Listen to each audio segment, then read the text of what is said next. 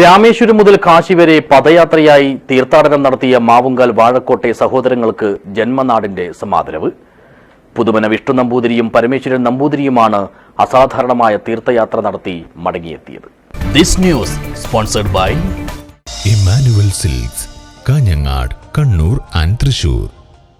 തമിഴ്നാട്ടിലെ രാമേശ്വരം മുതൽ ഉത്തർപ്രദേശിലെ കാശി വരെ പദയാത്രയായി തീർത്ഥാടനം നടത്തിയ വിശ്വാസികളെന്ന അനിതര സാധാരണവും അതിശയിപ്പിക്കുന്നതുമായ അധ്യായം സ്വന്തം ജീവിതപാതയിൽ എഴുതിച്ചേർക്കാനായതിന്റെ ആത്മനിർവൃതിയിലും അഭിമാനത്തിലുമാണ് കോട്ടപ്പാറ വാഴക്കോട്ടെ സഹോദരങ്ങളായ പുതുമന വിഷ്ണു നമ്പൂതിരിയും പരമേശ്വരൻ നമ്പൂതിരിയും. ജന്മനാടിന് അവിസ്മരണീയമായ പേരും പെരുമയും ചാർത്തി മടങ്ങിയെത്തിയ ഇവരുടെ ആത്മസമർപ്പണം മുൻനിർത്തിയാണ് സ്വദേശക്കാർ ഒത്തുചേർന്ന് ഇവർക്ക് സമുചിതമായ സമാദരവ് നൽകിയത്. വാഴക്കോട് ശ്രീ സുബ്രഹ്മണ്യസ്വാമി ക്ഷേത്രാങ്കണത്തിൽ വെച്ച് നടത്തിയ പരിപാടിയിൽ പ്രശസ്ത സപ്താഹാചാര്യൻ ബ്രഹ്മശ്രീ ജയശങ്കർ കല്ലമ്പള്ളി കോഴിക്കോട് മുഖ്യാതിഥിയായി എത്തി പ്രഭാഷണം നടത്തി. ഭാരതത്തിലെ തീർത്ഥയാത്രകളിൽ വളരെ പ്രാധാന്യം കൽപ്പിക്കുന്നതാണ് രാമേശ്വരം മുതൽ കാശി വരെയുള്ള തീർത്ഥയാത്രയെന്നും ഇത് പദയാത്രയായി പൂർത്തീകരിക്കുക എന്നുള്ളത് അത്യപൂർവമായ നേട്ടമാണെന്നും അദ്ദേഹം പറഞ്ഞു.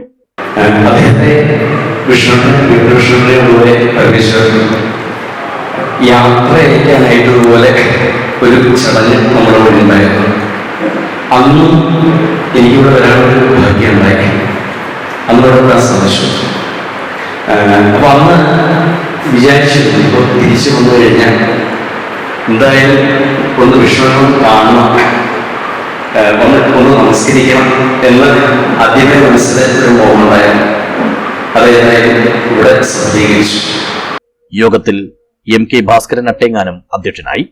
Narayanan Namboothiri Kozhikode, A. Velayudhan Kodavalam, Neelavana Madhavan master Madhurakkad, doctor V K. Beena Pullur, Rohini teacher Pollakkada, Unnikrishnan Nileshwaram എന്നിവർ സംസാരിച്ചു. ക്ഷേത്രം ഭരണസമിതി പ്രസിഡന്റ് ശശിധരൻ മാസ്റ്റർ സ്വാഗതവും റെനി വിമൽ നന്ദിയും പറഞ്ഞു.